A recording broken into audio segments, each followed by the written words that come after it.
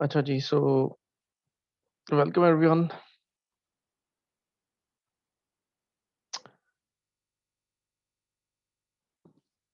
Right, सो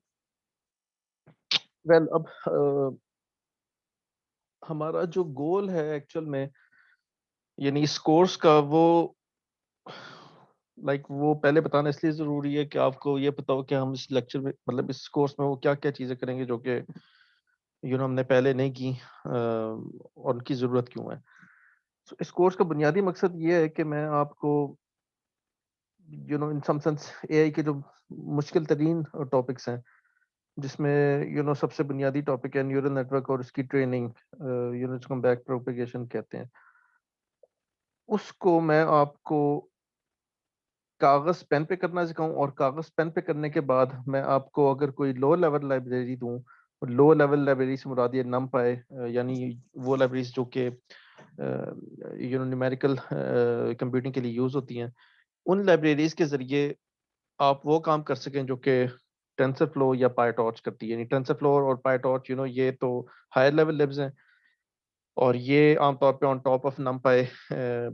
programme, इनकी API design की गई है। मगर हमारा गोल ये है कि जब तक आपको इन डेप्थ पता नहीं चलेगा कि टेंसरफ्लो किसी भी एक न्यूरल नेटवर्क को लेट से ट्रेन कैसे कर रहा होता है, और आपने उसको मतलब इन थ्योरी आपको कागज़ पेन पे करनी नहीं आएगी ट्रेनिंग। प्लस ये कि आप लेट से अगर कागज़ पेन पे आ गई, तो जब तक आप उसको बाय हैंड सारे के सारे प्रोसीजर को कोड नहीं करेंगे नमपाई पे, उस प्रोसीजर को कि जो कि टेंसरफ्लो में शायद एक फंक्शन के ज़रिए किया जा सकता हो, तब तक आपको इसकी इन डेप्थ समझ नहीं आएगी, ठीक है? सो इस कोर्स का बुनियादी मकसद ये है कि आपको वो टेक्निकल चीज़ें इन डेप्थ बताई जाएँ, जो कि आप शायद कंप्यूटर विज़न और मशीन लर्निंग के कोर्सेज़ में पहले लैब ना होने की वजह से सुपरफिशियली कराएँ हैं, ठीक है? सो अब वो सुपरफिशियल जो चीज़ें हैं, उनकी आपको इन डेप्थ समझाना मकसद है इस कोर्स का, ठीक है? अब इसकी मुसीबत ये है इसमें कि यू नो अगर मुझे चीज़ें सारी की सारी चीज़ें समझानी है, लेट्स से अगर मुझे आपको न्यूरल नेटवर्क की ट्रेनिंग बतानी है, तो मुझे इसमें लीनियर अलजेब्रा को भी फ़ोकस करना है। उस लीनियर अलजेब्रा के कॉन्सेप्ट यूज़ होंगे उसमें। प्लस ये कि उसमें कैलकुलस के भी कॉन्सेप्ट यूज़ होंगे, और प्लस ये कि उसमें न्यूमेरिकल एनालिसिस या न्यूमेरिकल कंप्यूटिंग में वो चीज़ें जो कि आपने उस टाइम तो कर ली थी, बोर्ड पे आके आपको टीचर्स कराते थे, और आप उनको प्रोसीजर्स को ज़हन नशीन कर लेते थे। तो अब हम उसका यूज़ देखेंगे, तो अब उसके लिए मुझे पता नहीं है, चूँकि आपका बैकग्राउंड किस तरह, तो मैं अब ये 2-3 लेक्चर्स शुरू किए लीनियर अलजेब्रा पे, फिर 2-3 लेक्चर्स मल्टीवेरिएबल कैलकुलस पे, और फिर इसी तरह शायद एक आध लेक्चर जो है वो न्यूमेरिकल एनालिसिस पे लगाऊँगा, ठीक है? और इसके बाद फिर हम जो होगा ऑप्टिमाइज़ेशन की तरफ जाएँगे, और फिर ऑप्टिमाइज़ेशन में, यानी ऑप्टिमाइज़ेशन का जो बुनियादी एल्गोरिदम है, ग्रेडिएंट डिसेंट, जो कि न्यूरल नेटवर्क्स में भी ट्रेनिंग में यूज़ होता है, वो आपको उस वक़्त तक समझ नहीं आ सकता जब तक आपको ग्रेडिएंट्स का आइडिया ना हो। ग्रेडिएंट्स आपको उस वक़्त तक समझ नहीं आ सकते जब तक आपने कैलकुलस ना पढ़ी हो। ठीक है? तो इसी तरह लीनियर अलजेब्रा के भी कॉन्सेप्ट हैं। सो मतलब ये जो आज के अगले 4-5 लेक्चर्स होंगे, ये मुफ़ीद होंगे आपके आगे जाके, ठीक है, कोर्स में। सो अब मैं लीनियर अलजेब्रा के बेसिक से कॉन्सेप्ट्स को रिवाइज़ करता रहता हूँ, ठीक है? सो सबसे बुनियादी जो चीज़ है जनाब, वो है वेक्टर। अच्छा, अब वेक्टर शायद आप लोगों ने पढ़ा ही होगा, ऑब्वियसली, हर उसमें पढ़ते हैं। यानी वेक्टर, आप कहते हैं कि भाई एक मतलब लेट्स से कंप्यूटर साइंस का स्टूडेंट कहता है कि भाई 2 नंबर्स को मैंने रिप्रेजेंट किया हुआ है एक वेक्टर के ज़रिए, ठीक है? यानी हर वेक्टर की डिफरेंट रिप्रेजेंटेशन है। अब कंप्यूटर साइंस की रिप्रेजेंटेशन, मतलब कंप्यूटर साइंस का स्टूडेंट उसको डिफरेंट तरीके से समझता है। फिजिक्स का स्टूडेंट कहता है कि जो भी मतलब एक वेक्टर है, उसकी एक कोई ना कोई लेंथ होगी, और उसकी कोई ना कोई डायरेक्शन होगी, ठीक है? जब तक ये कांस्टेंट है, तो मैं उस वेक्टर को कहीं भी इस 2D स्पेस में घुमाता रहूँ, वो वेक्टर इन इटसेल्फ चेंज नहीं होता, ठीक है? अच्छा, जबकि आपके नज़दीक, यानी कंप्यूटर साइंस के स्टूडेंट्स के नज़दीक, ये नहीं होता कि कोई किसी वेक्टर को मैं घुमाता रहूँ। आपके नज़दीक वेक्टर्स कुछ भी नहीं है सिवाय इस तरह की एक लिस्ट ऑफ नंबर्स के। सो लेट्स से आपके पास एक मकान है, आप कहते हैं कि मैंने लेट्स से उस मकान का एरिया है, और उसकी लेट्स से प्राइस है, मैंने इसको 2 नंबर्स में एनकोड कर दिया है। तो ये 2 नंबर्स हैं, और जैसे ये 2 नंबर्स चेंज होंगे, तो मतलब यही दो नंबर्स फिक्स हैं, ठीक है, और इसको मैं एक मतलब एक वेक्टर के जरिए रिप्रेजेंट कर सकता हूँ, ठीक है। यानी ये कि मैं एक्स डायरेक्शन में 26 स्टेप्स चलूँ और वाई डायरेक्शन में यू नो 300,000 स्टेप्स चलूँ, ठीक है। सो टू मतलब 2600 राइट पे और ऊपर की तरफ वर्टिकल मूवमेंट में 300,000 की करूँ, तो मेरे पास जो पॉइंट आएगा वो इस हाउस को रिप्रेजेंट कर रहा होगा, फॉर एग्जाम्पल, ठीक है। सो ये आपका पर्सपेक्टिव है, मगर एक बात मतलब इसमें ये समझनी चाहिए कि जो मतलब फिजिक्स का स्टूडेंट है वो किसी मतलब उसके नजदीक वेक्टर लिस्ट ऑफ नंबर, यानी उसको वो वेक्टर किस डाटा को रिप्रेजेंट कर रहा है, फिजिसिस्ट को इस बात में इंटरेस्ट नहीं है, ठीक है। उसको इस बात में इंटरेस्ट है कि वो क्या क्या चीजें हम मतलब जो वेक्टर की लेंथ है और डायरेक्शन है, as long as that is constant, मैं उसको कहीं भी मूव करता हूँ। जबकि आपके नजदीक, सीएस के स्टूडेंट के नजदीक, ये चीज बहुत मतलब लव सी है कि मैं एक वेक्टर को 2D स्पेस में कहीं भी मूव करता हूँ। आपके नजदीक तो एक फिक्स पॉइंट है, यानी जो घर की एग्जांपल दी थी उसमें जो दो नंबर्स हैं, उन दो नंबर्स की पोजीशन आपके पास फिक्स है, ठीक है। सो आप कहते हैं कि बस यही वेक्टर, मतलब लेट्स से एक घर है, उसकी एक एक्स मतलब एक एक्स एक्सिस में उसका एक नंबर है और एक वाई एक्सिस में नंबर है। लेट्स से एक्स एक्सिस में आपके पास कवर्ड एरिया, वाई एक्सिस में आपके पास प्राइस है। तो अब मैं जब उसको ओरिजिन से देखूंगा तो वो एक पॉइंट होगा और वो उस घर को रिप्रेजेंट कर रहा होगा। ये नहीं है कि मैं उस वेक्टर को उठा के 2D स्पेस में कहीं भी घुमाता रहूं। सो अब ये आपका फिजिक्स का स्टूडेंट कहता है कि नहीं यार, मैं उस वेक्टर को कहीं भी उठाता रहूं तो ये वही वेक्टर है। जबकि सीएस का स्टूडेंट कहता है कि नहीं यार, ये तो मेरे पास डाटा की कोई रिप्रेजेंटेशन नहीं बन रही, ठीक है। ये गलत नहीं है वो फिजिक्स का स्टूडेंट, मैं सिर्फ आपको ये बता रहा हूँ कि यानी उसका पर्सपेक्टिव डिफरेंट है। यदि वो मतलब उसको वो वेक्टर किन दो नंबर्स को रिप्रेजेंट कर रहा है, सीएस के स्टूडेंट को इसमें इंटरेस्ट है, फिजिक्स के स्टूडेंट को इसमें इंटरेस्ट नहीं है। और एक इससे भी यानी यू समझे कि सीएस का स्टूडेंट सबसे क्या कहेंगे स्पेसिफिक यानी कॉन्क्रीट लेवल पे, उससे ऊपर जेनेरिक लेवल पे फिजिसिस्ट बैठा हुआ है, और फिजिसिस्ट से भी ऊपर ये मैथमेटिशियन है, जो कि जिससे अगर आप पूछेंगे कि मुझे ये बताओ कि वेक्टर क्या है, तो वो कहेगा कि यार मतलब वो आपको कहेगा ये 6-7 ऑपरेशंस हैं, इन 6-7 ऑपरेशंस को जो इनपुट सेटिस्फाई कर रही होगी वो वेक्टर है, ठीक है। सो ये एक मैथमेटिशियन की डेफिनेशन, अजीब लग सी डेफिनेशन है, आपको अभी इस टाइम मतलब बेहुदा सी डेफिनेशन लग रही होगी कि ये मैं क्या कह रहा हूँ कि यार क्या चीज वेक्टर है। तो आप मतलब मैथमेटिशियन कह रहा है कि भाई ये 6-7 ऑपरेशन जिस जिस इनपुट स्पेस पे एप्लीकेबल होते हो, यानी आप उसको वेक्टर के तौर पर कंसिडर करेंगे। सो सबसे जो यानी अब वेक्टर मैथमेटिशियन के नजदीक जो है वो सीएस के स्टूडेंट के नजदीक नहीं है, और वो फिजिसिस्ट मतलब वो फिजिसिस्ट के भी नजदीक नहीं है। मगर ये बात बताना इसलिए ज़रूरी है कि आपको यू नो मतलब डिफरेंट दुनिया में रहने वाले एक ही चीज़ को कैसे इंटरप्रेट करते हैं, ये आपको समझना यानी आपको दूसरों का पर्सपेक्टिव पता होना चाहिए। और बाय द वे, इस मैथमेटिशियन की जो डेफिनेशन है ना वेक्टर की, जो कि अभी मैंने आपको बताई कि इंतहाई वेग और एब्स्ट्रैक्ट सी है, ये सबसे ज़्यादा वैलिड यही है, ठीक है। ये मैं इसको मैं बाद में जाके बताऊंगा कि मैथमेटिशियन की डेफिनेशन वेक्टर की सबसे ज़्यादा वैलिड क्यों है। अच्छा अब अच्छा सो अब आप मतलब वेक्टर्स, सो हम अभी बेसिकली सीएस के स्टूडेंट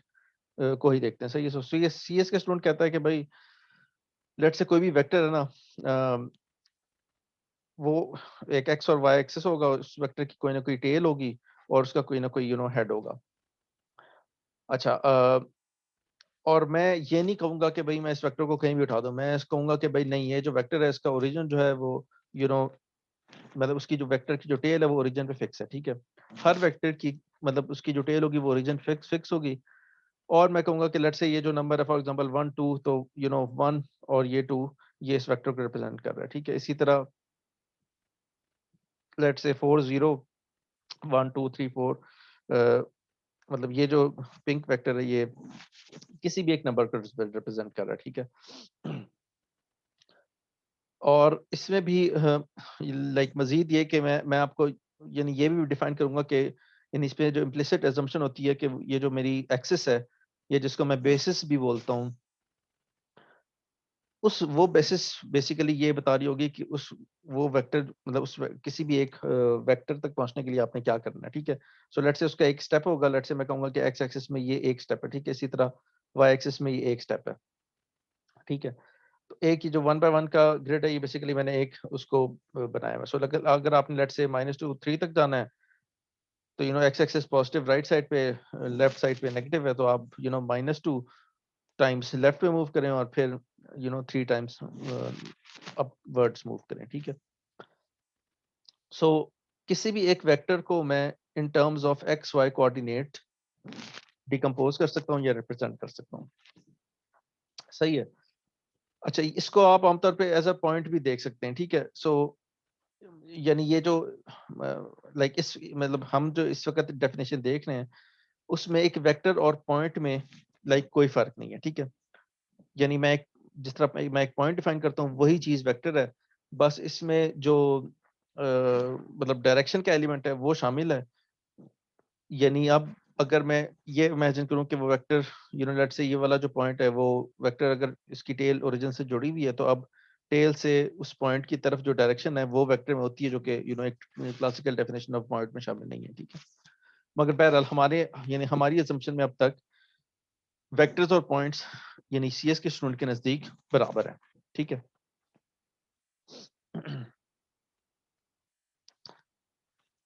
अच्छा, सिमिलरली जो वेक्टर्स होते हैं वो 3D स्पेस में भी लाई करते हैं, सही है। सो 3D स्पेस से मुराद ये है कि एक वेक्टर है, अब ये 3 पॉइंट्स के जरिए रिप्रेजेंट हम इसको कर रहे हैं, ठीक है। एक एक्स डायरेक्शन है, एक वाई डायरेक्शन है, और एक जी डायरेक्शन है, ठीक है। सो ग्रीन एक्स है, यानी मैं इतना ग्रीन चला, फिर इतना वाई डायरेक्शन में चला, और फिर इतना जी एक्सिस में चला, ठीक है। सो 2 1 3। सो अब यानी मतलब मैं चाहूँ तो ये तो वैसे वेक्टर बता रहा हूँ, मगर ये कि मेरे पास लेट्स से वही जो घर की एग्जांपल थी। सो घर की एग्जांपल में बिल्कुल यही है कि लेट्स से एक एक्सिस में मेरे पास घर का कवर्ड एरिया है, दूसरे एक्सिस में उस घर के में कितने कमरे हैं, और तीसरे एक्सिस में लेट्स से उस घर की क्या प्राइस है, ठीक है। सो मैं एक घर के डिफरेंट एट्रीब्यूट्स को इस तरह देख सकता हूँ, और ये तो एक घर का एट्रीब्यूट है। अगर इस तरह के मेरे पास 100 घर होंगे, तो यूं समझ लें मेरे पास 100 वेक्टर्स आएंगे, या यूं कहें कि 100 पॉइंट्स आएंगे, जिनको मैं एक 3D एक्सिस में प्लॉट कर सकता हूँ, ठीक है।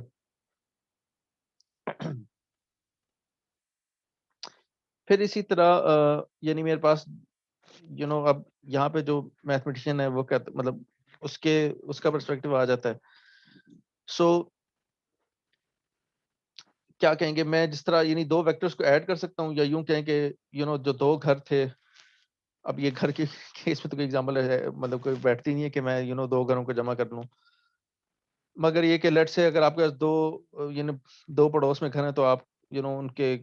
मतलब उन दोनों घरों के दीवार मतलब उन दोनों घरों की अगर दीवार गिरा दें, तो टोटल कवर्ड एरिया दोनों घरों का वो कितना होगा, पहले घर का कवर्ड एरिया प्लस दूसरे घर का कवर्ड एरिया।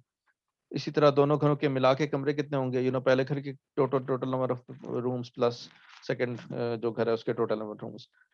अच्छा, प्राइस आमतौर पे शायद इस तरह नहीं है कि दो घरों की अगर आप मजमूआ देखेंगे, तो उसकी प्राइस भी पहले घर की प्लस जमा दूसरे घर की है, ये हो सकता है प्राइस में चेंज हो, ठीक है। सो अब मतलब ये वो केस है घरों का कि जिसमें इस तरह मतलब वेक्टर एडिशन या घरों की एडिशन कोई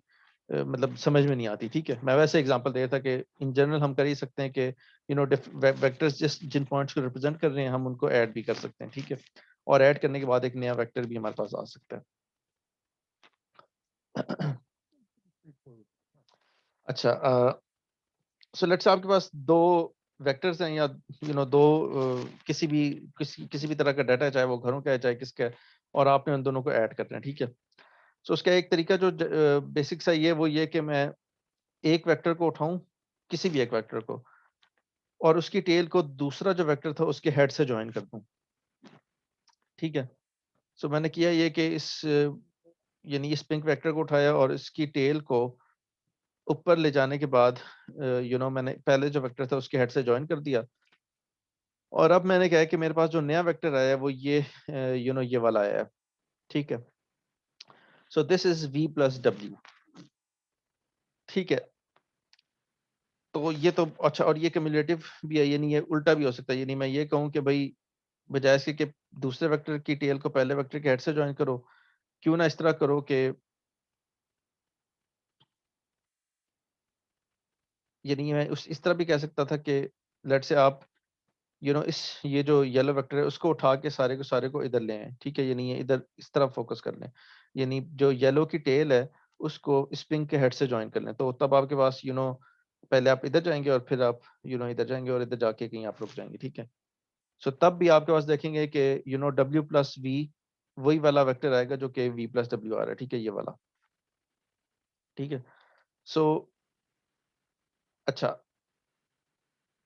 सो अब सवाल ये कि ऐसे यानी मैं एक की टेल को दूसरे के हेड से क्यों मिला रहा हूँ, ऐसा क्यों नहीं कर रहा कि मैं ये कहूँ कि दोनों की टेल्स को आपस में ज्वाइन करूँ। सो लेट से ये वी है और ये डब्ल्यू है, तो मैंने दोनों की टेल्स को ज्वाइन कर लिया है, और वी और डब्ल्यू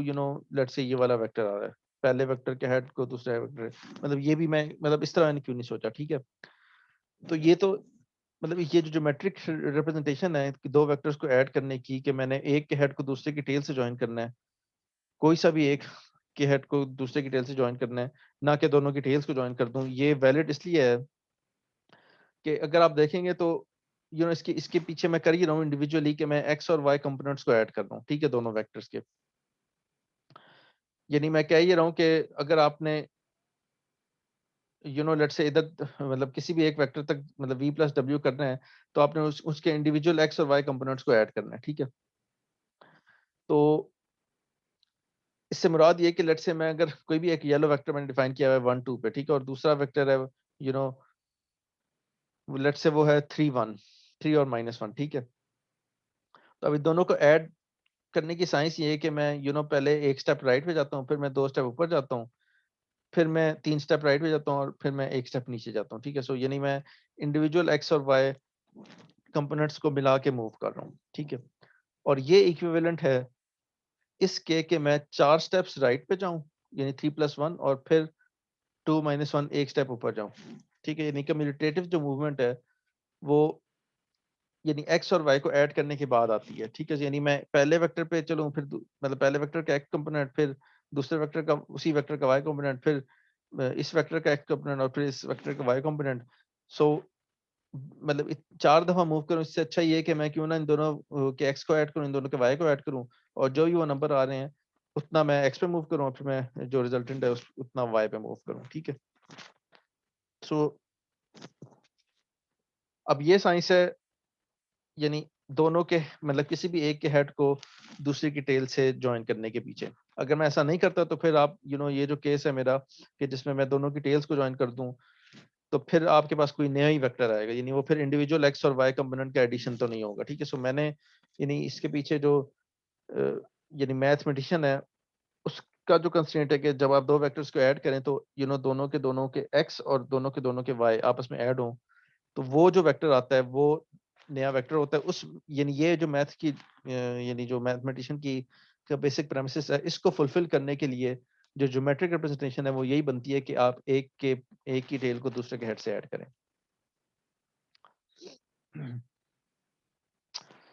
अच्छा, इसी तरह आप मतलब हम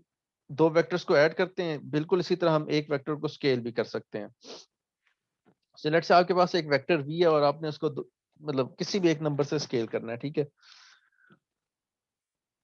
अच्छा, वो नंबर पॉजिटिव भी हो सकता है। लेट्स से अगर वो नंबर पॉजिटिव है तो आप करेंगे ये कि वो जो लेट्स से 2 टाइम्स वी है उसकी लेंथ डबल हो जाएगी, डायरेक्शन वही रहेगी, ठीक है। लेट्स से यहाँ पे जो वेक्टर था वो यहाँ से यहाँ तक था, ठीक है। यानी कि 1 2 3 टाइम्स राइट पे और एक यानी 3 1 उसका उस इस वेक्टर के कोऑर्डिनेट्स हैं वेक्टर वी के, ठीक है। मैंने इसको 2 टाइम्स डबल किया तो अब वो इधर पहुंच गया। जो इम्पोर्टेंट बात है वो ये कि इस वेक्टर को डबल करने में हुआ ये है कि इस वेक्टर के एक्स भी 2 टाइम्स मल्टीप्लाई, यानी अब ये जो 2v था, अगर पहले पिछले मतलब इस v के जो एक्स कोऑर्डिनेट थे वो लेट से 3 था, तो अब बेसिकली इस वेक्टर के 6 हो गए, यानी 1 2 3 4 5 6। इसी तरह अगर y कंपोनेंट इसका 1 था तो अब इसका y कंपोनेंट 2 हो गया।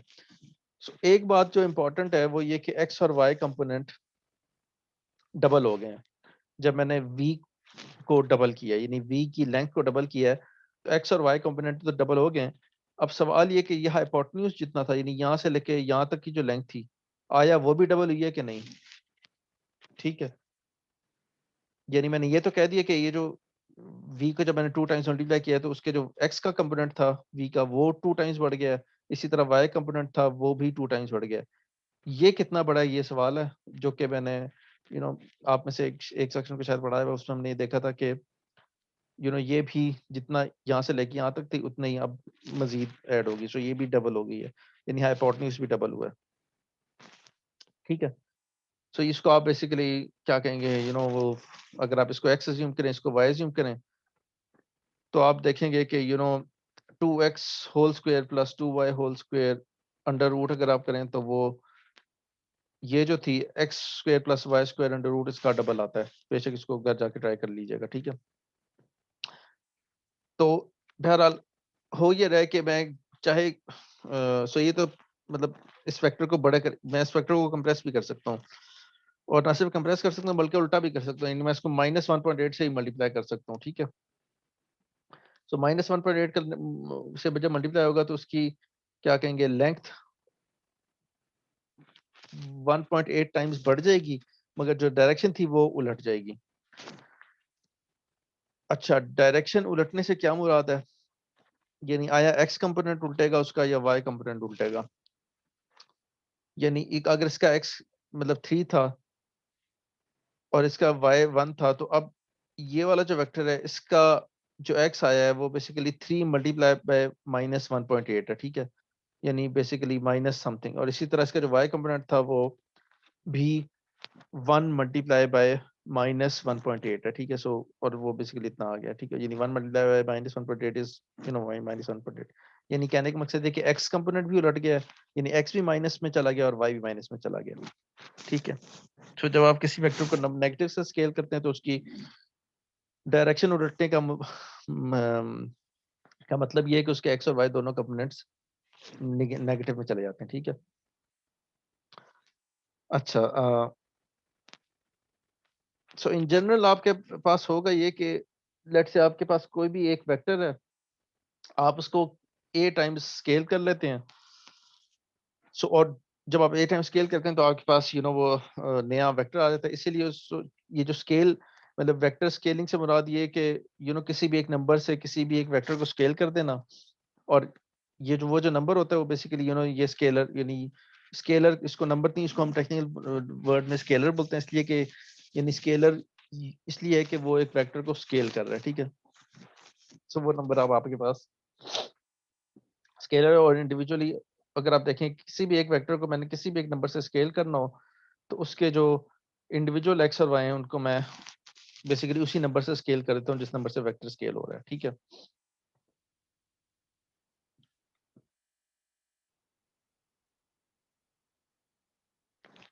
अच्छा,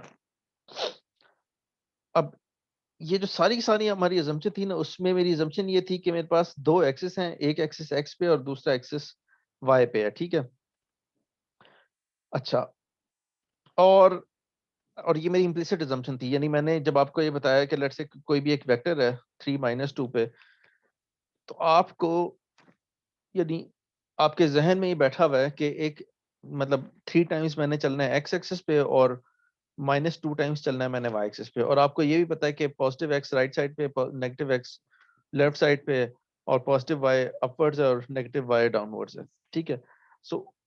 यानी ये हो ये रहा है कि और आपको इम्प्लिसिटली एक स्टेप साइज भी पता है। ठीक है, यानी ये जो एक स्टेप साइज है वो, तो मैं चाहूँ तो आपके पास यानी ये जो एक्सिस है उसको भी चेंज कर सकता हूँ। ठीक है, बड़ी यानी बहुत सारी, यानी मैं ये कहूँ कि हॉरिजॉन्टल नहीं है, लेट्स से एक्सिस थोड़ा टेढ़ा है। ठीक है, यानी कि हम देखेंगे कि आगे जाके यानी आपने मशीन लर्निंग में बहुत सारी चीज़ें पढ़ी होंगी जिसमें हम ये चीज़ें इम्प्लिसिटली करते रहते हैं, मगर शायद आपको मतलब उस तरह से विजुअलाइज नहीं करते। यानी मेरे पास कोई ना कोई बेसिस वेक्टर होगा जिसको मैं कहूँगा कि वो 3 और -2 चलना है, तो मुझे आपको ये बताना है कि ये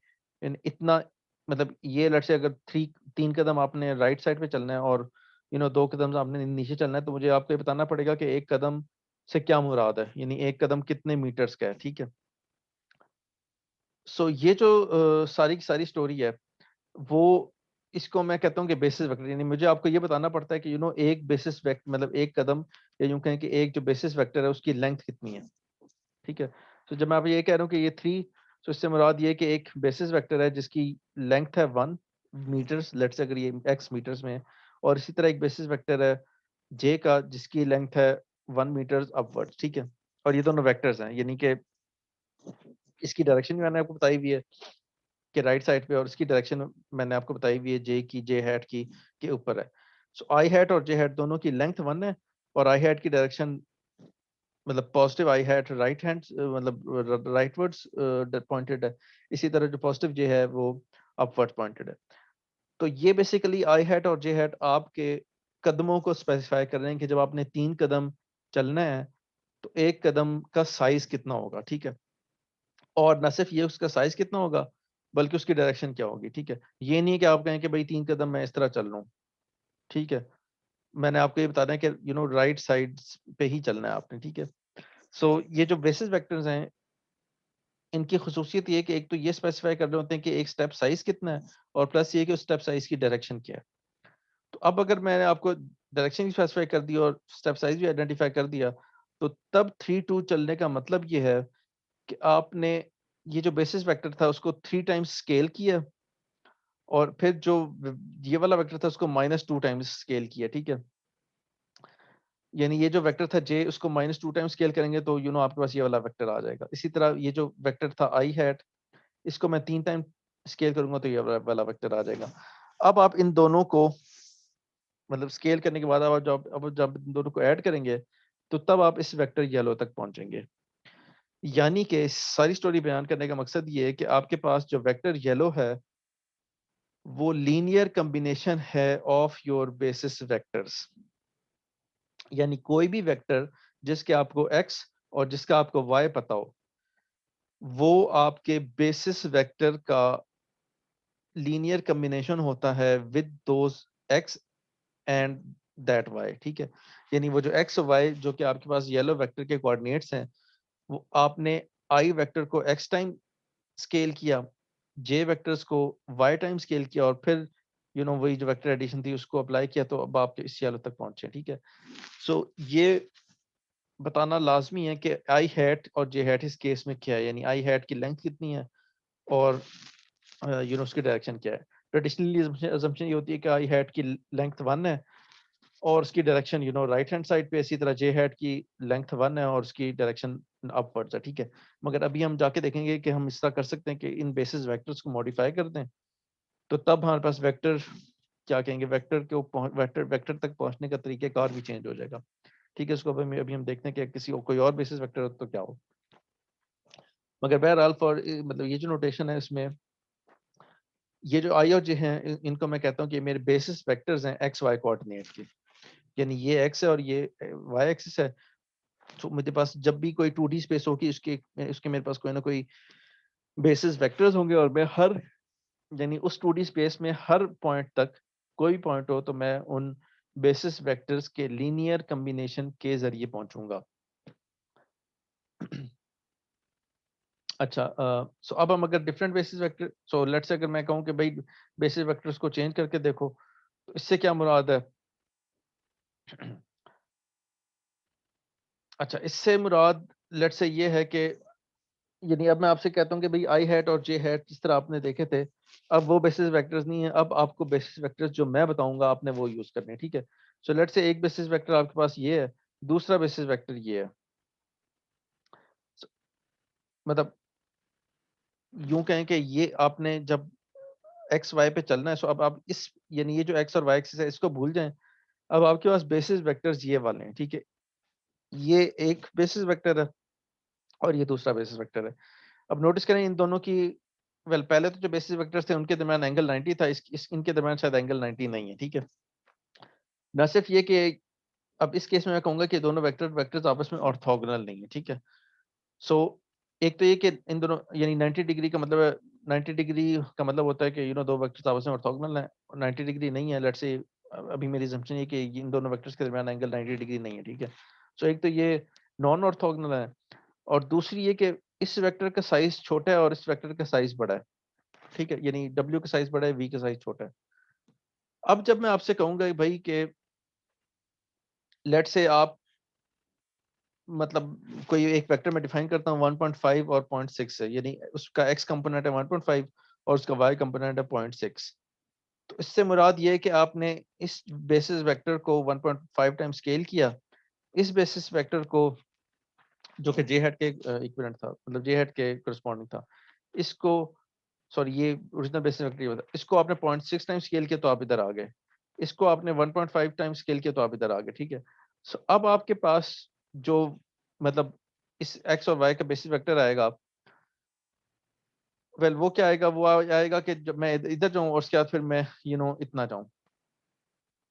ठीक है। सो यहाँ मतलब यहाँ से लेके यहाँ तक ये वाला जो वेक्टर आ रहा है, जो कि मैंने इस वेक्टर को उठा के लेट से अगर मैं इसकी हेड पे रख दूं, इसकी टेल को,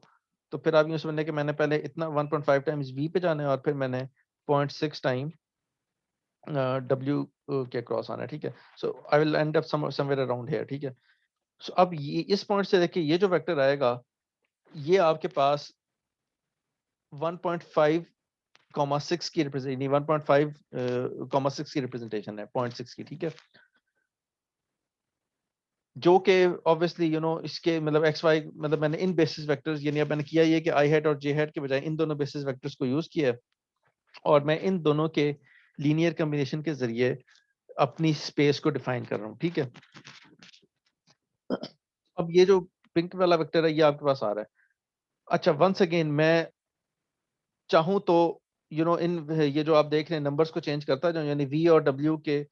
जो कोफिशिएंट्स हैं वी और डब्ल्यू के उनको चेंज करता जाऊं, तो मैं हर पॉइंट यानी इस 2D स्पेस के हर पॉइंट तक मूव कर सकता हूं, ठीक है। यानी कोई भी एक वेक्टर एक्स और वाई के कोऑर्डिनेट्स हों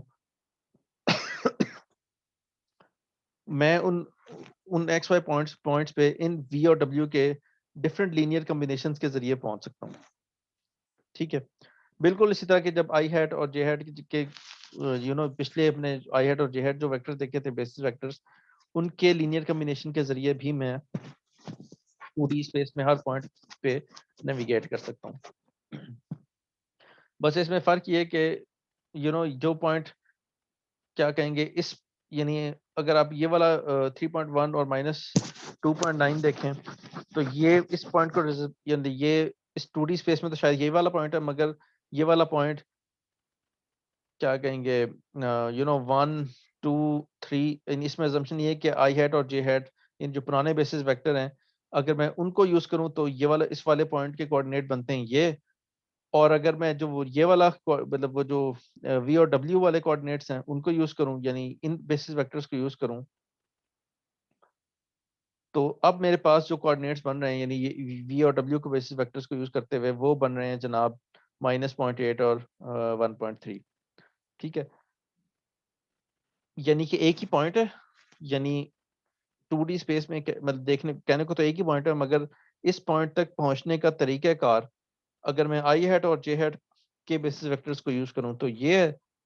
और अगर वी डब्ल्यू या कोई और बेसिस वेक्टर यूज करूं तो उसके हिसाब से यानी उस लैंग्वेज में मेरे पास इस पॉइंट के कोऑर्डिनेट्स -0.8 और 1.3 है,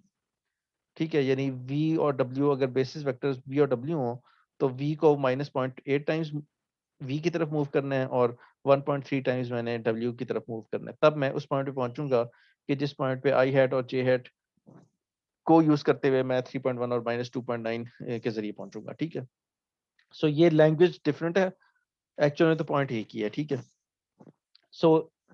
मतलब ये सारा बताने का मकसद ये है कि और ये मतलब ये आपको काम कर मतलब आप कह रहे होंगे यार ये क्या लफ बातें कर रहे हैं, मगर ये कि हम चाहें तो यानी डिफरेंट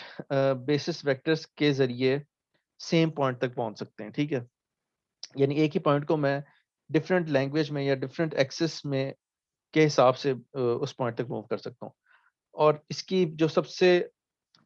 आसान एग्जांपल है, आसान तो नहीं यूं कहें कि जो आपने शायद पढ़ी हुई हो जिससे आप मानूस भी हो, वो है प्रिंसिपल कंपोनेंट एनालिसिस। और आपने शायद इस पर्सपेक्टिव से उसको ना देखा हो, वो शायद मैं अभी आगे जाके जब जाऊंगा यानी बेसिस यानी हम उस वक्त देखेंगे कि आपके पास जो पीसी है वो कर ये रहा होता है कि आपके पास लेट्स से अगर 100 घर हैं ना, और आपने आई हैट और जे हैट उनकी यानी बाय डिफॉल्ट आपने ये अज्यूम किया हुआ है कि आई हैट और जे hat let's say I hat आपके पास जो है वो उस घर का कवर्ड एरिया है और जे हैट उस घर की प्राइस है, ठीक है। और आपने उनका यूनिट फिक्स किया हुआ है। सो लेट्स से अगर आपने मतलब ये बताया कि आई हैट की यूनिट 1 है, तो उसका मतलब ये है कि 1 मरला फॉर एग्जांपल, हमारे पास जो एक्स एक्सिस है वो मरला, मतलब घरों, पाकिस्तान में जो घर होते हैं उनको मरले के हिसाब से नापते हैं, ठीक है। सो एक जो स्टेप है लेट्स से वो एक मरले को रिप्रेजेंट कर रहा है, ठीक है सनी। आई हैट एक घर के मरले को रिप्रेजेंट कर रहा है और जे हैट क्या कहेंगे 1 यूनिट प्राइस, और 1 यूनिट प्राइस से मुराद है कि लेट से 5 लाख, ठीक है। सो एक स्टेप जब मैं चलता हूँ तो उसका मतलब है कि उस घर की कीमत है 5 लाख। जब मैं 2 स्टेप चलता हूँ तो उसकी कीमत है 10 लाख, फिर 15 लाख, फिर 20 लाख, फिर 25 लाख, इस तरह करते करते यानी मैंने आई हैट और जे हैट की इंटरनल रिप्रेजेंटेशन को अपने पास फिक्स किया हुआ है। और फिर मैं 100 घरों को लेट से 100 पॉइंट्स इस 2D स्पेस मैंने प्लॉट कर दिए, ठीक है, 100 घरों के। अब इसमें आई अगेन वन से आपने ये फैसला किया हुआ है कि मैं एक्स एक्सिस में मूव करता हूँ तो इतने मरले मैंने मूव किया है, वाई एक्सिस में मूव करता हूँ तो मैंने इतने लाख मूव किया है, ठीक है। मगर अच्छा, सो ये तो 2 एट्रीब्यूट्स हैं, हो सकता है मेरे पास तीसरा एट्रीब्यूट और 3 एक्सिस में वो जो मैंने देखा था वेक्टर को मैं 3 डायमेंशन में प्लॉट कर सकता हूँ। और हो सकता है एक घर के आपके पास लेट्स से अगर 10 एट्रीब्यूट्स हैं तो फिर तो 10 डायमेंशनल स्पेस को विजुलाइज करना नामुमकिन है, ठीक है। यहाँ पे 2 डायमेंशनल स्पेस में तो मैं 100 पॉइंट्स को प्लॉट कर सकता हूँ, स्कैटर करके देख लूँ, एक पॉइंट ये, एक पॉइंट ये, एक पॉइंट ये, एक पॉइंट ये, इस तरह एक पॉइंट ये, मतलब डिफरेंट स्पेस में आपके पास 100 मकान आ रहे हैं, ठीक है। अगर तो आपके पास सिर्फ एक डायरेक्शन में उसका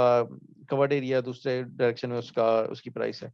मगर अगर आप ये डायमेंशन बढ़ाते जाएंगे या यूं कहें कि नंबर ऑफ फीचर्स बढ़ाते जाएंगे अपने डाटा के, ठीक है, तो तब अगर आप हर घर के लट से 10 फीचर्स देखें तो आप वो मतलब 10 नंबर्स को तो विजुअलाइज नहीं किया जा सकता, मगर ये कि आप मतलब यू गेट द आइडिया कि आप 10 जो समझे 10 डायमेंशनल स्पेस है और उसमें आपके पास 100 पॉइंट्स हैं। सो जो पीसीए है वो करता ये है कि एक ऐसी यानी वो उन 10 डायमेंशन से आपको आपके पास वापस इन 2 डायमेंशंस में ले आएगा, इस तरह कि वो जो 2 डायमेंशंस होंगी वो एक डिफरेंट बेसिस को रिप्रेजेंट कर लेंगे और वो बेसिस आपके पास ऑर्थोगोनल होगी। और उसकी प्रॉपर्टीज होती हैं वो यानी आप उसमें अगर घरों को प्लॉट करेंगे तो वो आप उनको लीनियरली शायद क्लासिफाई भी आसानी से कर सकें, ठीक है। सो पैरेलल हम यानी उस बेसिस की क्या प्रॉपर्टीज होती हैं वो हम बाद में देखेंगे, मगर ये कि जो बेसिक मशीन लर्निंग के फ्रेमवर्क्स हैं इस वो करिए। सो पीसी एक एग्जांपल है, उसमें उसमें उसके बाद सपोर्ट वेक्टर मशीन हम कर्नल यूज करते हैं, वो भी ये काम कर रहे होते हैं कि आपके पास जो इनपुट डाटा है उसकी बेसिस को चेंज कर देते हैं। और वो बेसिस को इस तरह चेंज करते हैं कि लेट से अगर कोई पॉइंट्स अगर आपके पास 100 मकान है, उनकी सेपरेशन मुश्किल है, उनकी क्लासिफिकेशन मुश्किल है, तो अगर तो वो एक लाइन में आ जाए वो मकान तो फिर शायद उनकी क्लासिफिकेशन आसान है। सो अब वो मैंने 2D स्पेस फाइंड करनी है और फिर उसमें एक लाइन फाइंड करनी है, इस तरह के मैं उनकी मतलब इस मतलब ये जो रिप्रेजेंटेशन है उसको एक दूसरे बेसिस नंबर में ले जाऊं और वो शायद पीसीए के केस में इनपुट से कम हो। अगर ये 10 डायमेंशनल है तो ये ये वाली जो रिप्रेजेंटेशन है वो लेट्स से 2 डायमेंशनल हो या 1 डायमेंशनल हो, ठीक है। सो पीसीए के केस में जो बेसिस होती है वो एक तो लो डायमेंशनल होती है इनपुट के मुकाबले में, यानी अगर इनपुट में आपके पास 100 मकान है, हर मकान के 10 फीचर्स हैं, तो आउटपुट मतलब पीसीए के केस जो आप उसको पीसीए से ट्रांसफॉर्म करेंगे तो आपके पास यहाँ पर हो सकता है आप 10 के बजाय 10 नंबर्स को आप 2 नंबर्स में कंप्रेस कर लें,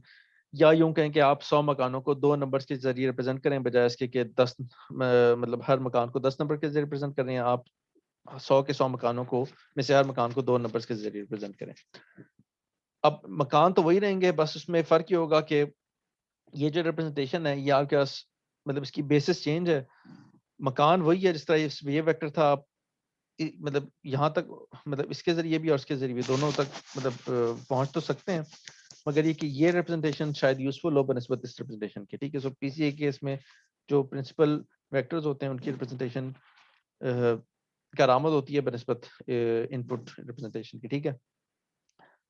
सो बहरहाल हम इसमें हम मजीद आएंगे। मैं सिर्फ इस मौके पे बता ही रहा हूँ कि हम जब तक आपको ये नहीं पता होगा कि बेसिस वेक्टर्स को कैसे चेंज करना है तब तक आप किसी भी मशीन लर्निंग के बेसिक्स मतलब के उसकी बेसिक्स को नहीं समझ सकते, ठीक है। सो ये होते हैं, मतलब ये फ़र्क है बेसिस वेक्टर का कि मैं अपनी एक्स और वाई एक्सिस के जो स्टेप साइज़ है और स्टेप डायरेक्शन है, मैं उसको अगर चेंज कर दूँ तो मेरे पास वो जो कोऑर्डिनेट्स होते हैं वेक्टर के, वो चेंज हो जाते हैं, ऑल्दो वो वेक्टर इंट्यूटिवली रहता वही है। ठीक है? अच्छा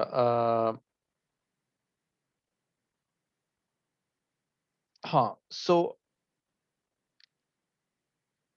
अच्छा एक और जो बात ये थी कि चाहे मेरे पास वेक्टर मतलब 2 ये वाले बेसिस वेक्टर हो v और w, चाहे मेरे पास i हैट और j हैट हो, मतलब जब तक वो दोनों वेक्टर्स आपस में लीनियरली डिपेंडेंट ना हो, इससे क्या मुराद है मैं बाद में आता हूँ, तब तक आप इस 2D स्पेस के हर पॉइंट पे इन वेक्टर्स के ज़रिए पहुँच सकते हैं। यानी v और w के वो जो लीनियर कॉम्बिनेशन है, उसके ज़रिए आप मतलब इस 2D स्पेस में हर पॉइंट पे मूव कर सकते हैं। या यूँ कहें कि अगर मैं आपको कहूँ कि एक स्केलर है, आपने उसको v से मल्टीप्लाई करना है, लेट्स से 1.44 तो एग्जांपल है। इसी तरह एक स्केलर है 0.6 जो जिसको आपने w से मल्टीप्लाई करना है। और आपके पास a और b की कोई भी वैल्यू, यानी a माइनस इन्फिनिटी से लेके प्लस इन्फिनिटी तक कोई भी नंबर हो सकता है, b माइनस इन्फिनिटी से लेके प्लस इन्फिनिटी तक कोई भी नंबर हो सकता है। तो अगर मैं आपको इतनी आज़ादी दे दूं कि a और b की आप कोई भी वैल्यूज चूज कर लें, तो तब आप देखेंगे कि आप a b की वैल्यूज को जो मर्जी रख लें, मतलब ए बी की तमाम पॉसिबल कॉम्बिनेशंस के जरिए आप इस 2D स्पेस के हर पॉइंट तक मूव कर सकते हैं। ठीक है, यानी हमने जो इधर देखा था कि यानी कि मैं अगर वी और डब्ल्यू के आपको आज़ादी दूं कि आप वी और डब्ल्यू के साथ अपनी मर्जी के जोन से दो नंबर से उनको मल्टीप्लाई करें, तो तब आप आप जो मर्जी मल्टीप्लाई करते हैं ना, आप वी को एक नंबर से मल्टीप्लाई करेंगे, उसको डब्ल्यू में ऐड करेंगे, तो आप इस 2D स्पेस में हर पॉइंट तक पहुंच सकते हैं। यानी हर वेक्टर आप मतलब दो बेसिस वेक्टर्स के जरिए आप हर पॉइंट तक हर 2D स्पेस में पहुंच सकते हैं। एक कंडीशन है और वो ये है कि इन दोनों वेक्टर्स को, यानी जो आपके पास बेसिस वेक्टर हैं, उनका एंगल आपस में यानी जीरो मतलब सेम एंगल पे नहीं होनी चाहिए। इसको हम अभी बाद में देखते हैं कि इससे क्या मुराद है। मगर बहरहाल अगर आपके पास उन दोनों बेसिस वेक्टर्स के दरमियान कोई ना कोई एंगल है, तो जो कि इस केस में है, ये 90 डिग्री तो नहीं है, मगर आपस में थोड़ा बहुत इनके दरमियान एंगल है, let's say 40, let's say 60 degree है, जो भी है 70 डिग्री है। सो जब तक ये दोनों वेक्टर्स आपस में पैरेलल नहीं होते, तब तक आप उन दोनों वेक्टर्स के लीनियर कॉम्बिनेशन के जरिए हर 2D स्पेस के हर पॉइंट तक पे नेविगेट कर सकते हैं। ठीक है? So anytime that you're scaling, ये कहलाता है लीनियर कॉम्बिनेशन, यानी डब्ल्यू वी और डब्ल्यू आपके पास दो वेक्टर्स हैं और आप उनके लीनियर कॉम्बिनेशन से आपने एक नया वेक्टर डिफाइन किया। ठीक है? सो दिस इज इसको यूं वेट सॉरी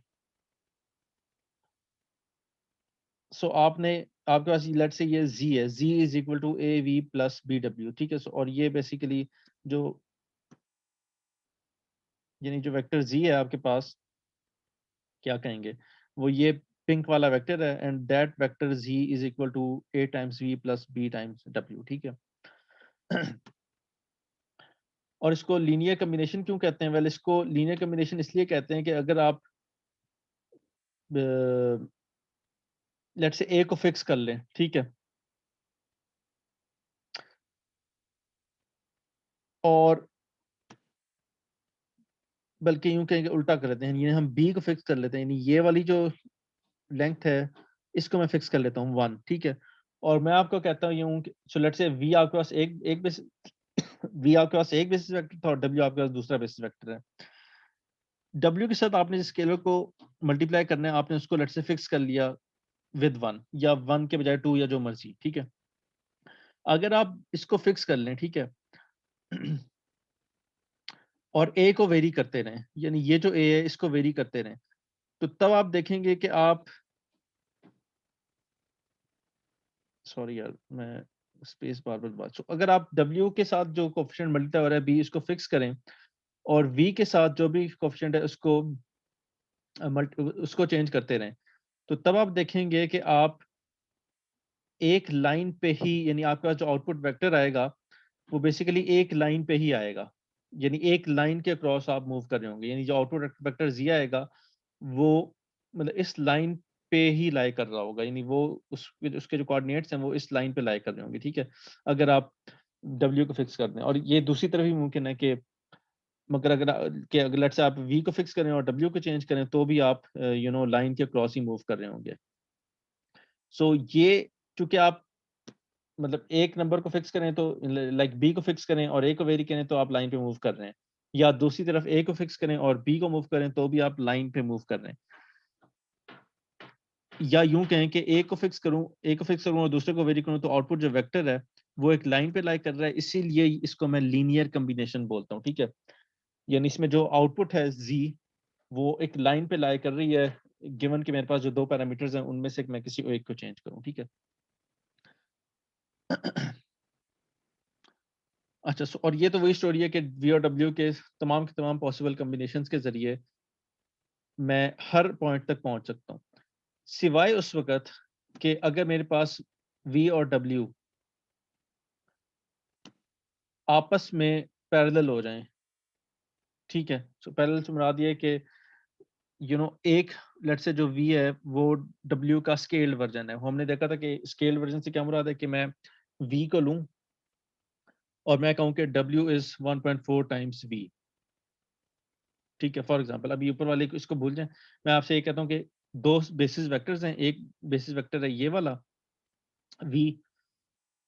और दूसरा बेसिस वेक्टर है लेट्स से ये ब्लू में, और वो है 1.4 टाइम्स 1.42 टाइम्स वी, ठीक है। अब इससे मुराद ये कि इनकी डायरेक्शन सेम है। अब अगर आप वी और डब्ल्यू के कोई से भी लीनियर कॉम्बिनेशन बना लें, यानी वी और डब्ल्यू के साथ जिन मर्जी नंबर्स को मल्टीप्लाई करते रहें, तो आप देखेंगे कि आप एक लाइन में ही मूव कर रहे होंगे,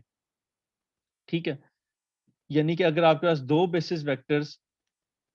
इस तरह के हैं कि एक दूसरे का स्केल्ड वर्जन है, यानी एक को मल्टीप्लाई करूं किसी एक नंबर से तो दूसरा आ जाए, तो तब आप उन दोनों बेसिस वेक्टर्स के जो मर्जी लीनियर कॉम्बिनेशन बना लें, आप एक लाइन पे ही मूव करते रहेंगे। इस केस में हमारे पास जो स्पैन है, टेक्निकली स्पैन हम इसको बोलते हैं, वो स्पैन एक 2D लाइन है, यानी मेरे पास बेसिस वेक्टर्स का अगर तो बेसिस वेक्टर्स डिपेंडेंट है, ठीक है, यानी टेक्निकल वर्ड डिपेंडेंसी क्या है इसमें, यानी अगर वी डब्ल्यू पे डिपेंडेंट है, और वो डब्ल्यू पे डिपेंडेंट कैसे है, वेल डब्ल्यू पे डिपेंडेंट इस तरह है कि मैं डब्ल्यू के साथ एक स्केलर को मल्टीप्लाई करता हूँ तो वी आ जाता है, या वी के साथ एक स्केलर को मल्टीप्लाई करता हूँ तो डब्ल्यू आ जाता है, ये दोनों तरफ बात बैठती है, ठीक है। सो अगर तो डब्ल्यू और वी यानी दोनों बेसिस वेक्टर्स में से मतलब वो दोनों बेसिस वेक्टर्स इस तरह के हैं कि एक दूसरे पे डिपेंडेंट है, 2D के केस में वो डिपेंडेंसी स्केलिंग है, यानी v is a scale version of w, यानी v is a scalar multiply by w, या w is a scalar multiply by v। सो उस केस में आपके पास जो स्पैन आएगा वो 2D लाइन आएगी, यानी आप हर पॉइंट पे 2D स्पेस मूव नहीं कर सकते, आप एक लाइन पे मूव कर रहे हैं, ठीक है। सो किसी भी कोई से भी दो वेक्टर्स का स्पैन बेसिकली वो तमाम के तमाम पॉइंट्स हैं जो कि आप उन दोनों बेसिस वेक्टर्स के लीनियर कॉम्बिनेशन के जरिए जहां तक जिन जिन पॉइंट्स तक पहुंच सकें, ठीक है। So, अगर तो वी और डब्ल्यू डिपेंडेंट हैं या स्केल वर्जन है एक दूसरे के, ठीक है, तो तब तब स्पैन बेसिकली एक लाइन है। अदरवाइज ये कि अगर वी और डब्ल्यू के दरमियान कोई भी एक थोड़ा बहुत एंगल एग्जिस्ट करता है तो आप यू नो जो स्पैन है आपके पास वो पूरी की पूरी 2D स्पेस है, इसलिए कि आप 2D स्पेस में हर पॉइंट तक पहुंच सकते हैं using linear combination of those two vectors, ठीक है। सो ये जो स्पैन है, ये दो वेक्टर्स का स्पैन होता है वो तमाम के तमाम पॉइंट्स के जिन पे आप उन दो वेक्टर्स के लीनियर कॉम्बिनेशन के जरिए पहुंच सकें। अच्छा, अब स्पैन को अगर आपने विजुलाइज करना है तो वो बेसिकली या तो आप इस तरह विजुलाइज करने की एक लाइन है, या ये कि आप इस तरह विजुलाइज कर लें कि पूरी की पूरी 2D स्पेस है, इस केस में तमाम के तमाम पॉइंट्स जो कि 2D स्पेस में लाई कर रहे हैं वो आपके पास स्पैन में शामिल होंगे। अच्छा, अगर तो आपके पास थ्री मतलब लेट से आपके पास दो वेक्टर्स हैं, अभी तो हमने देखा था कि दो वेक्टर्स आपके पास 2D स्पेस में लाई कर रहे हैं, मगर लेट से अगर आपके पास दो वेक्टर्स 3D स्पेस में लाई करते हैं तब क्या होगा? वेल तब ये होगा कि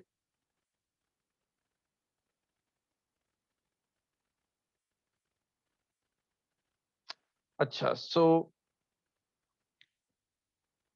वेल अभी हम टू इस पे बाद में, यानी सबसे पहले तो हम ये देख लें कि लेट से थ्री वेक्टर्स हैं आपके पास, ठीक है, और थ्री डायमेंशनल स्पेस है, सॉरी टू, सॉरी वेक्टर्स दो हैं मगर ये कि वो थ्री डायमेंशनल स्पेस में लाई कर रहे हैं, ठीक है। तो इसकी एग्जांपल इस तरह की है कि लेट से आपके पास जो एक वेक्टर है, लेट से मैं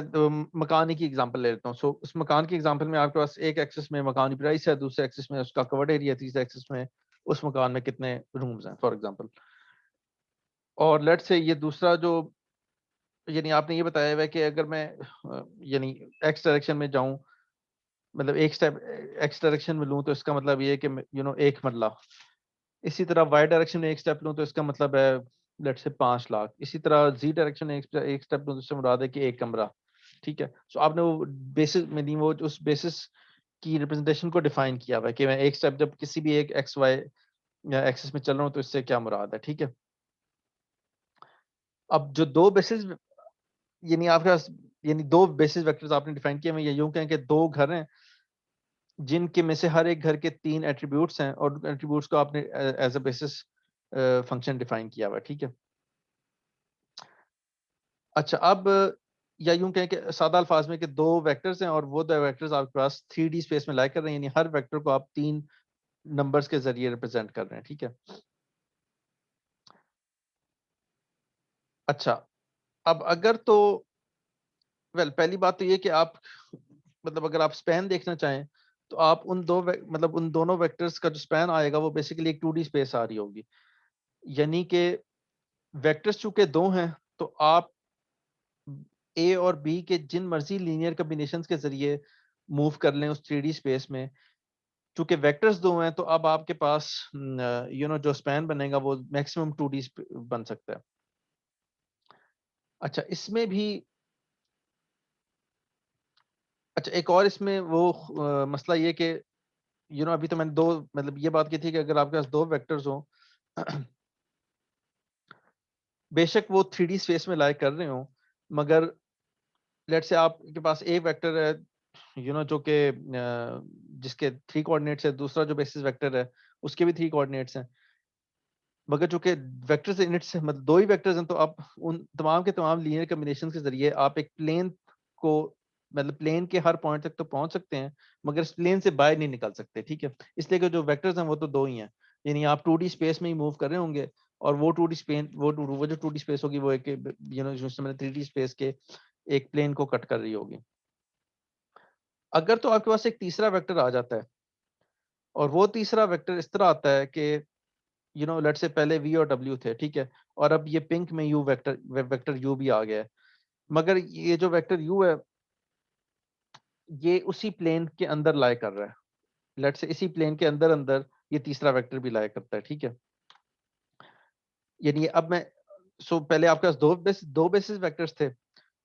ठीक है, और वो दो बेसिस वेक्टर इस तरह के थे कि अगर मैं उनके लीनियर कॉम्बिनेशन को देखूं तो वो लीनियर कॉम्बिनेशन बेसिकली एक प्लेन बनाता था, ठीक है। तो या यूं कहें कि उन दोनों वेक्टर्स का, ये ग्रीन और पिंक में जो दो वेक्टर्स है इनका स्पैन जो था वो एक 2D प्लेन आता था। अब मैंने कहा ये कि यार एक तीसरा वेक्टर ले लो और उस तीसरे वेक्टर को, मतलब कोई सा भी वेक्टर हो बस वो इसी प्लेन पे लाई कर रहा हो, ठीक है। यानी इस प्लेन पे कोई भी मैं एक्स वाई कोऑर्डिनेट ले लूं और उसको उसको ओरिजिन से ज्वाइन करूं, मैं कहूं कि यार ये आपका तीसरा बेसिस वेक्टर है, ठीक है। सो इससे मुराद ये है कि आपके पास जो ये तीसरा वेक्टर है यू, वो क्या कहेंगे, लीनियर कॉम्बिनेशन है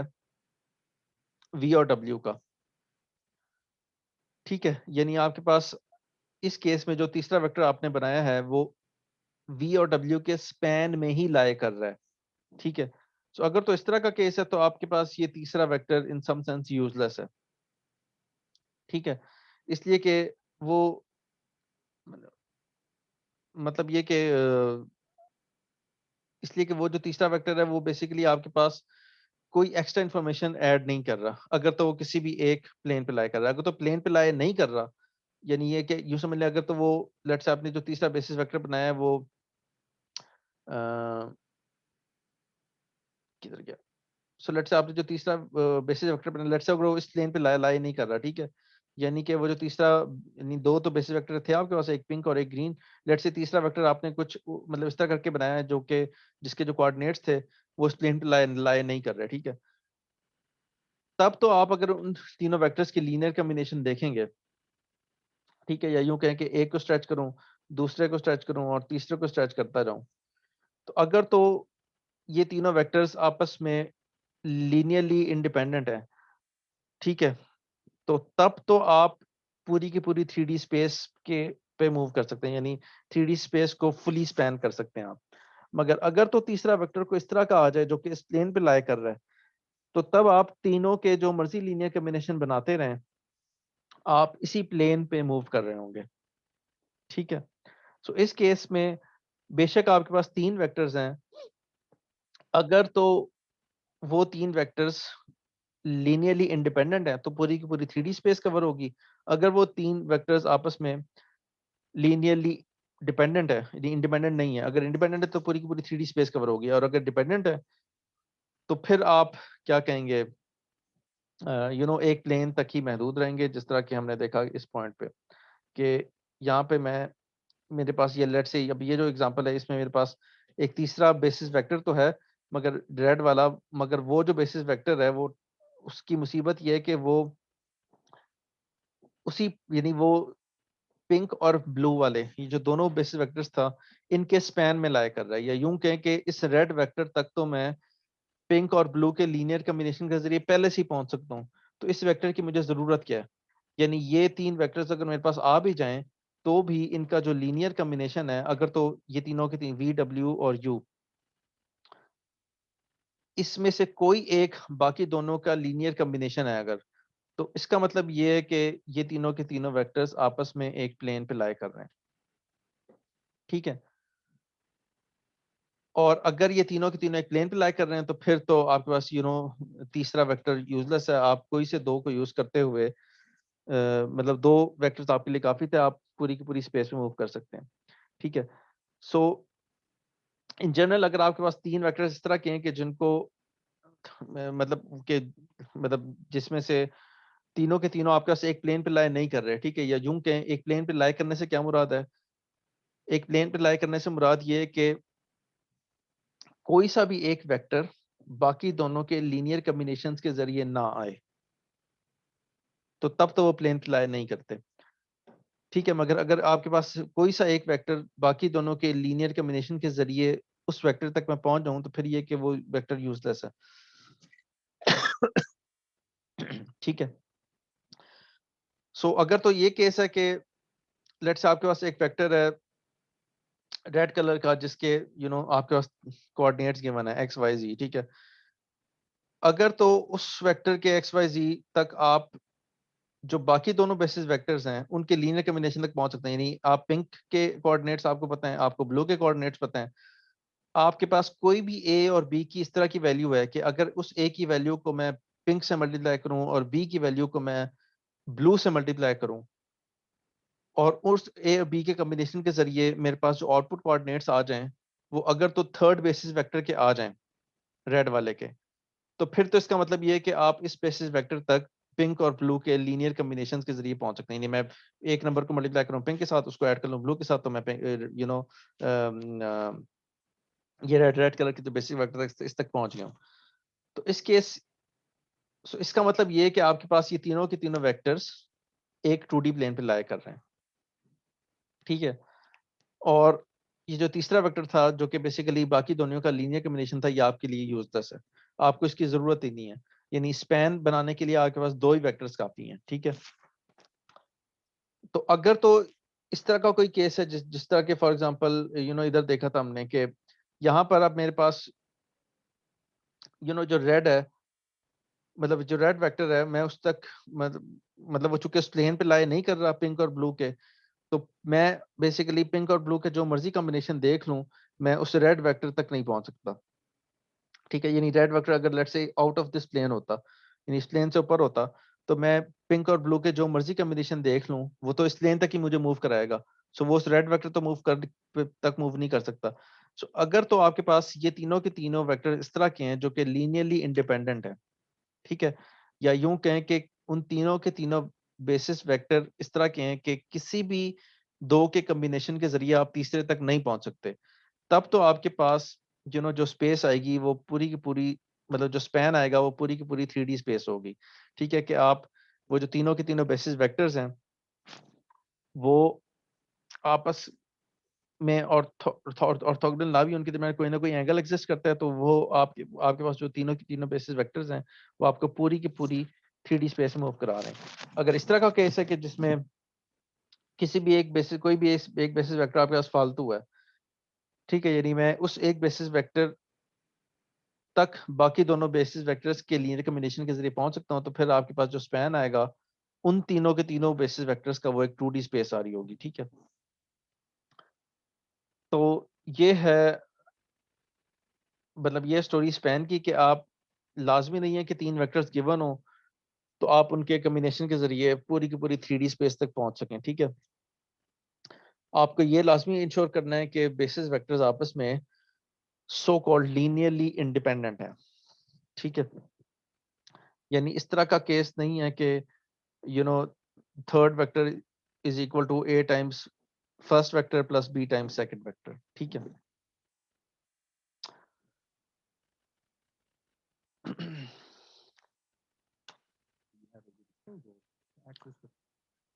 अच्छा, सो अच्छा, अब लीनियरली डिपेंडेंसी, सो ये तो विजुअल मैंने बताई थी कि लीनियर डिपेंडेंसी लेट्स से अगर 2D के केस में क्या होगी, यानी अगर आपके पास 2D स्पेस है तो दो ही बेसिस वेक्टर्स बनते हैं आपके पास। ठीक है, सो इस केस में तो आपके पास लीनियर डिपेंडेंसी आप देखेंगे कि जो दो बेसिस वेक्टर्स हैं वी और डब्ल्यू, तो उनमें से कोई एक दूसरे का स्केल वर्जन ना हो। ठीक है, यानी डब्ल्यू is equal to a v अगर है, यानी वी एक वेक्टर है और एक स्केलर से मल्टीप्लाई हो रहा है और आप उस स्केलर के जरिए डब्ल्यू तक पहुंच सकते हैं, यानी जब डब्ल्यू के कोऑर्डिनेट्स बेसिकली 2 टाइम्स या किसी कोई भी एक स्केल टाइम कोई भी एक स्केलर मल्टीप्लाई वी है, तो तब आपके पास ये दोनों वेक्टर्स 2D स्पेस में एटलीस्ट लीनियरली डिपेंडेंट है, और आपका जो स्पैन आएगा वो 2D स्पेस नहीं होगी, एक 1D लाइन होगी। लाइकवाइज अगर आपके पास 3D स्पेस है और आपके पास तीन वेक्टर्स हैं, वो और वो तीनों इस तरह के हैं कि आप किसी भी एक वेक्टर, लेट्स से ये जो रेड वेक्टर है या रेड क्या कहें ऑरेंज वेक्टर है, आप उस तक v और w के लीनियर कॉम्बिनेशन तक पहुंच सके, यानी v w और u आपके पास तीन बेसिस वेक्टर्स थे जो कि आपने 3D स्पेस में डिफाइन किए थे। अगर तो इस तरह का केस है कि कोई सा भी एक वेक्टर लेट्स से u आपके पास v और w का लीनियर कॉम्बिनेशन है, तो इसका मतलब ये है कि v w और u आपस में लीनियरली डिपेंडेंट है, और आपके पास वही केस है कि आप 3D स्पेस में से पूरी की पूरी 3D स्पेस को कवर नहीं कर सकते, मैक्सिमम एक 2D प्लेन तक ही मूव कर सकते हैं। अच्छा, और इससे मुराद ये कि दो बेसिस वेक्टर्स के मतलब ए और बी की कोई ना कोई वैल्यूज इस तरह की लाजमी एग्जिस्ट करती हैं कि जिनको अगर मैं ए को बी से मल्टीप्लाई करूं और उसको बी को डब्ल्यू से मल्टीप्लाई करूं, ऐड करूं, तो मेरे पास तीसरा बेसिस वेक्टर आ जाए। ठीक है, या ये दूसरी तरफ यानी ये नहीं है कि यू वी और डब्ल्यू का लीनियर कॉम्बिनेशन है, ये उल्टा भी देखा जा सकता है कि मैं कह सकता हूँ कि डब्ल्यू is equal to u minus a v divided by b. ठीक है, या यूं कहें कि डब्ल्यू is equal to u divided by 1/b multiply by u minus a over b multiply by b. ठीक है, यानी मैं W को U और V के लीनियर कॉम्बिनेशन के जरिए भी रिप्रेजेंट कर सकता हूँ। ठीक है, यानी आपने सिंपल स्केलर ही उधर लेफ्ट साइड में मूव करना है ना। ठीक है, यानी कोई सा भी एक वेक्टर दो बाकी दोनों वेक्टर का अगर लीनियर कॉम्बिनेशन है, तो इसका मतलब ये है कि वो बेसिस, मतलब आपके पास तीन में से दो, मतलब कोई मतलब तीन में से दो बेसिस वेक्टर काफी हैं और एक आपके पास मतलब एक बेसिस वेक्टर फालतू का। ठीक है। सो एक प्लेन पे 3 वेक्टर्स लाई करने से मुराद ये है कि मैथमेटिकली आप इस ये जो फॉर्म है इसको देख रहे हैं। सो 2D के केस में आपके पास ये नहीं होना चाहिए कि कोई भी एक बेसिस वेक्टर दूसरे का स्केल्ड वर्जन है। 3D के केस में ये नहीं होना चाहिए कि कोई से 2 बेसिस वेक्टर्स के ज़रिए आप तीसरे तक पहुँच सकें। तो अगर तो ये केस है, इसका मतलब ये कि जो रेड वेक्टर है वो प्लेन पे लाई नहीं कर रहा और आपके पास पूरी की पूरी स्पैन जो आता है वो आ जाता है, फुल फुल स्पेस आ जाती है आपके पास। अब बेसिस की जो टेक्निकल डेफिनेशन है बेसिस वेक्टर की, वो ये है कि वो तमाम के तमाम लीनियरली इंडिपेंडेंट वेक्टर्स के जिनके ज़रिए आप पूरी की पूरी स्पेस को कवर कर सकें, वो आपके पास बेसिस वेक्टर्स कहलाते हैं। ठीक है? यानी कि लेट्स से अगर आपके पास 3D स्पेस है, तो वो जो सेट होगा उसमें 3 वेक्टर्स होंगे, तीनों के तीनों लीनियरली इंडिपेंडेंट होंगे और नतीजतन आप उन तीनों के तीनों के लीनियर कॉम्बिनेशन के ज़रिए पूरी की पूरी जो 3D स्पेस है उसको स्पैन कर सकते हैं। सो जो वेक्टर्स इस प्रॉपर्टी को सेटिस्फाई करते हैं, वो आपके पास बेसिस वेक्टर्स कहलाएँगे। अब आप टेक्निकली देखें तो मैं मल्टीपल यानी मैं कोई से यानी लेट्स से ये तो 3 एग्जांपल वेक्टर्स बनाए हैं। मैं कोई से भी 3 वेक्टर इस तरह के बना सकता हूँ, जो कि इस डेफिनिशन को सफाइस करते हों कि वो आपस में लीनियरली इंडिपेंडेंट हों और पूरी उनका नतीजा मतलब लीनियरली इंडिपेंडेंट होना चाहिए बस उनको, वो फुल स्पेस को तो कवर कर ही लेंगे। सो कोई से भी आप 3 वेक्टर्स बना दें, अगर वो लीनियरली इंडिपेंडेंट है, तो वो बेसिकली आपके पास बेसिस वेक्टर्स के लिए सफिशिएंट है। या यूँ कहें कि अगर हम 2D स्पेस की बात करें, तो 2D स्पेस में लेट्स से कोई से भी 2 वेक्टर्स आप v और w दे दें, जो कि लीनियरली मतलब जो कि आपस में लीनियरली इंडिपेंडेंट हो, या यूँ कहें कि इस केस में लीनियरली इंडिपेंडेंट से मुराद ये है कि एक दूसरे का स्केल वर्जन ना हो, ठीक है? यानी कोई भी हो सकता है, v और w तो आपके पास अगर आप यानी अगर तो स्केल वर्जन नहीं है, तो इससे मुराद ये कि v इधर है और मतलब एक वेक्टर ये है, दूसरा वेक्टर ये है, या एक वेक्टर ये है, दूसरा वेक्टर कोई सा भी, यानी कोई से भी 2 वेक्टर्स जो कि जिनका आपस में कोई ना कोई एंगल होगा, वो इस डेफिनिशन को सफाइस कर रहे होंगे कि वो आपस में लीनियरली इंडिपेंडेंट हैं और उनके ज़रिए मैं पूरी की पूरी 2D स्पेस को कवर कर रहा हूँ, ठीक है? सो अगर 3D स्पेस है तो 3 वेक्टर्स चाहिए, अगर 2D स्पेस है आपको 2 वेक्टर्स चाहिए और उन दोनों को आपस में या उन तीनों को आपस में लीनियरली इंडिपेंडेंट होना चाहिए, तो वो बेसिस वेक्टर्स की डेफिनिशन को क्वालिफाई करते हैं। ठीक है जी। सो ये तो थी आज की क्लास। अब नेक्स्ट क्लास में मैं बेसिकली आगे मूव करूँगा कि मतलब बेसिस वेक्टर्स को मैंने ट्रांसफॉर्म कैसे करना है, ठीक है? सो फिलहाल अभी के लिए इतना ही।